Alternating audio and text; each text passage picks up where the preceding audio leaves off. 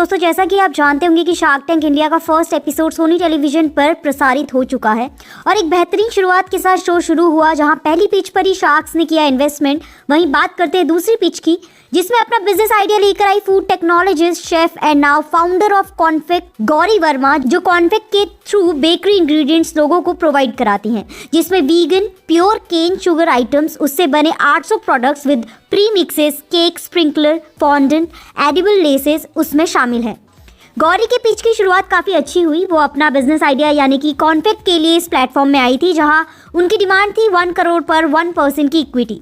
अब बातें शुरू हुई तो पता चला कि Gauri United states of America, London, United kingdom और कनाडा, उनका इंडिया में खास बिजनेस ग्रो नहीं किया, इसलिए गौरी ने सारा बिजनेस अब्रॉड में पहुंचाने का सोचा।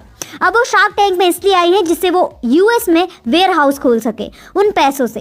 दरअसल गौरी को लगता है कि 5 साल में उन्हें बहुत मुश्किल हुई इंडिया में कस्टमर्स बनाने में, लेकिन 1.5 साल के अंदर अंदर यूएस में उन्होंने 70,000 कस्टमर्स बनाए। She started blaming Indian customers की उन्हें सस्ता प्रोडक्ट चाहिए, लेकिन फिर उन्होंने बात संभाली कि वो इंडियन कस्टमर्स को समझने में मिस्टेक कर रही हैं कि कैसे मार्केट संभाले।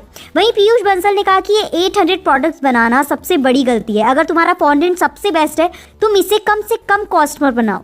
लास्ट में सभी शार्क्स डील से बाहर हो गए। बस नमिता थापर ने एक ऑफर दिया, पर इस शर्त में कि वो इंडिया के साथ ही बैलेंस बनाएंगी और ग्लोबल मार्केट में शिफ्ट नहीं करेंगी।